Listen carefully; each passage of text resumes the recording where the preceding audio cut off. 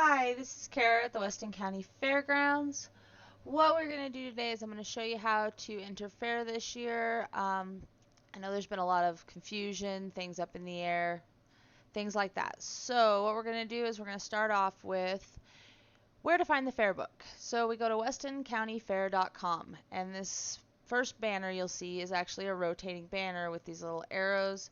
You're going to scroll over till you see the fair book available for download. Click on it here, click, and there's the 2020 fair book. Click on it. Ta-da! There's the fair book. What we're going to do is we're going to scroll down because the fair book has a table of contents.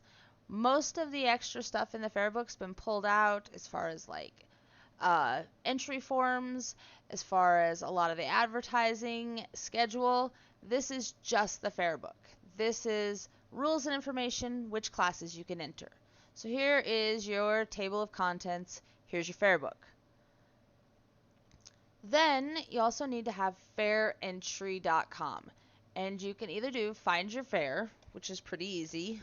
Type in Weston here, or going to be the only fair that's Weston County Fair, or you can go to fairentry.com /fair/sign in /14596.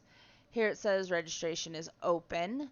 There are two ways to be able to sign in and register for fair. If you have youth who are in 4-H, then you're going to want to sign in with 4-H online. If you do not have youth in 4-H, then you're going to sign in with the fair entry account, which is the blue boxes. If you have not entered our fair ever before, you're going to create a fair entry account, which is pretty basic. So we're going to sign in with 4-H online because I have a family account and I have to register my son anyway. So this pops up. This is your fair entry account. If you do not remember your password, you're going to have to get a hold of the extension office. The extension office's phone number is 307-746-3531. So I click sign in, and I already started, so I have to register my son, right? So he is an exhibitor who's right here. We're going to click edit, and we're going to go to continue, and we're going to add an entry. Now my son always enters the foods and nutrition. He loves baking, so we're going to choose that. Now the nice part is with our fair entry, you can enter more than one entry in that category at one time. So he does prepared foods, he's been in the project for 3 or more years, and he's an intermediate based on his age. I'm sure he's going to do 2, but I'm going to enter him for 3 because it's a whole lot easier to get rid of something than it is to add it later, especially in 4-H or FFA. We're also going to add a food preservation. He tried something last year and it didn't work out as well as he'd like to, but we'll give her a go. We'll hit continue. Now, I made those selections. I'm going to create those entries. Now I can continue to payment, not that it costs anything to enter our fair, but if I continue to payment and submit it, then I can't add anything more to Ryland's entries until after it's approved by the 4-H office. So we're going to add another entry. He is also going to do something to do with, oops, that's FFA, so we're going to change that. I've clicked the wrong button. I want 4-H static. Alright, so he's also going to enter something with computers. So we're going to choose that. And we're going to choose first or second year in project. He's never done this before. We'll put 2 in there just for in case. That way it gives us a chance. And we hit continue. Oh, look at that. It worked. Create entries. Magic. So he also is participating in the speech and debate contest, which is under 4-H contests. So we're going to go with presentations contest. We're going to choose it, and we're going to have him entered. He's going to do a prepared and an impromptu. Hit continue. Alright, there. We've created a bunch of entries. Now, I don't know if my son's going to put more stuff in there. not just like everybody else.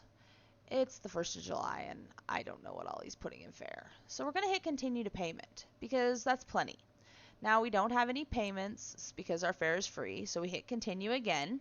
It says payment method not necessary. Hit continue again. Now, you have to agree to the terms and press submit. Read this carefully. Records will be locked to editing, awaiting for manager's approval.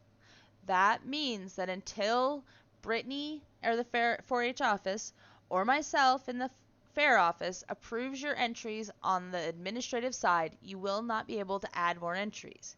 If you have another kid, you are not going to hit submit. You're going to go back to exhibitors and you're going to add another exhibitor, which if your kid's been in fair before, their name should be listed there. If they haven't been there before, you have to add them. So let's go over here and we're just going to register another individual. And we're going to pick, well, let's say that I enter it. So my first name is Kara. My last name is Fladstall. My birth date is none of your dang business because I'm old. And I have no grade. So, now, home phone number. This is important. Email address. Important.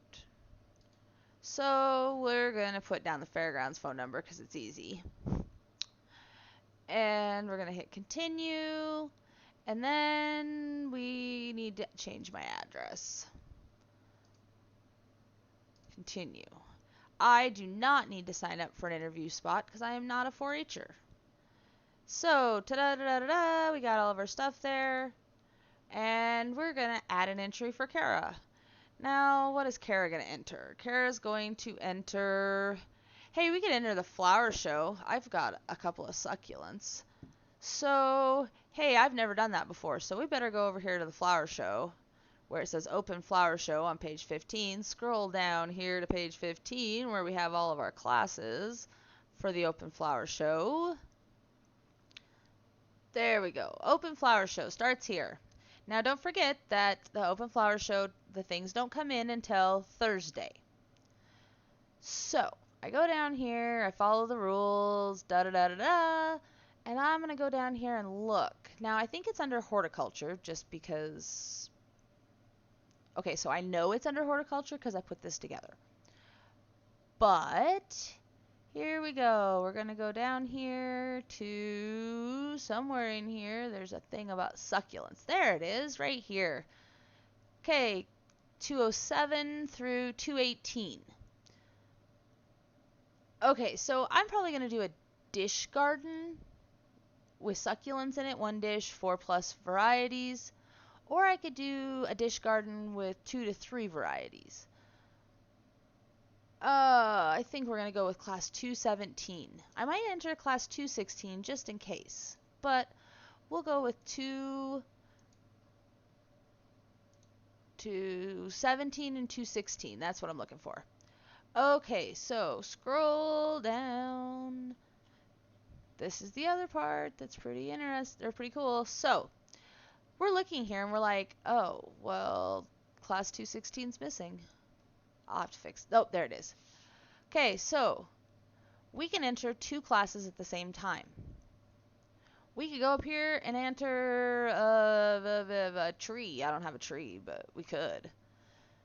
I really don't have a whole lot of any other plants because I kill stuff. But I'm going to pick those 2. I'm going to go down here to the top because there aren't any other flowers I've ever can grow. We're going to hit continue. And I have those create those entries. This is the same as with the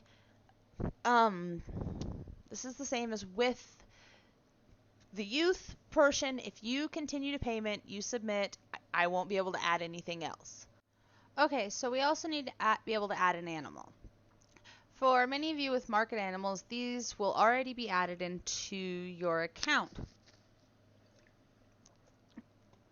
Or if you entered that animal last year, like say a cat or a dog or a breeding animal, or your horse, they should also be in there as well.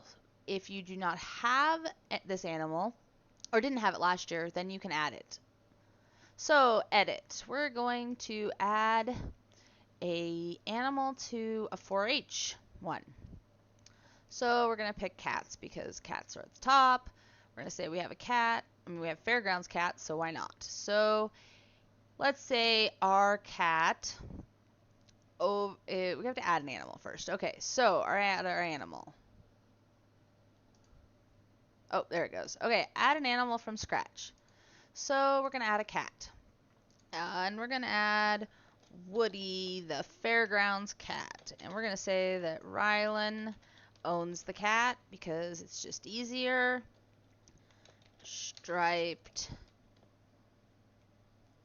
Let's see. Well, how about gray stripes? It's a gray striped cat. His breed. He is a household pet. Let's see. He got his rabies shots, let's say, back then. I have paperwork. I'm just not getting it out right this minute. You would have to have the paperwork for the show. Now we see that Rylan has a cat named Woody. So then we go over here and we're going to go household pet, male, short-haired male over 8 months old. Select that one. Hit continue. And we've created an entry that has an animal. Now, if you want to do an open class entry with an animal, let's say, for example, I am going to take a goat. Select a goat. Now, let's select a chicken. Chickens are way harder. So, that's always an important thing to know. Okay, so let's say I'm going to take a chicken. And let's say we have poultry standard, poultry bantam, or poultry ornamental. These 3 types have a whole bunch of different breeds underneath them. For example, if we pick poultry standard, we choose it, we have got Asiatic, American, Continental, English, Mediterranean, and other breeds. If you do not know the breed of your poultry, you can come into the fairgrounds office or the 4-H office and we can help you try to figure it out. If we don't figure out the right one, don't worry. In both the rabbit and the poultry divisions, our excuse me, our superintendents will help you pick the right one. So let's add an animal. We're going to add an animal from scratch. I'm the owner. We're going to say it's a breeding poultry, and we're going to say it's got to be a standard. We're going to call it a standard American, and it's a boy, and I own it. Oh, and then I need to know what type of a chicken. Okay, let's see. Our chicken is, let's say it's a year-old.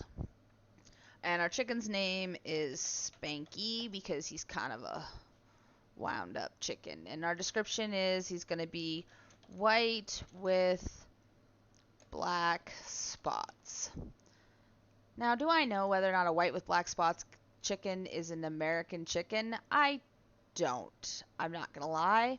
But I have a book here that will help us to help you get the right chicken. So we're going to hit continue. And look at that. Spanky has been entered in the open poultry show. So I hit create entries. Now, I have got all these entries for all of my animals. And we are going to continue to payment. And we see all this was good. We go over here. No payment necessary. Hit continue. Do not forget, as soon as you hit submit, you will not be able to add entries for anyone else in your family until those entries are approved by the 4-H office or the fairgrounds office. So if you enter all your kids or all of your entries except for 5 of them on a Sunday night, you will not be able to add any more entries until sometime Monday when the 4-H office or the fairgrounds office can approve your entries from the day before. So remember, submit is final. I hit submit. And I'm signed out, and I'll get an email that'll tell me that I registered, and then the fair office or the 4-H office will approve them. So that is how you register for fair. If you have any questions, feel free to call the 4-H office or myself at the fairgrounds, 307 746 8806. Thank you.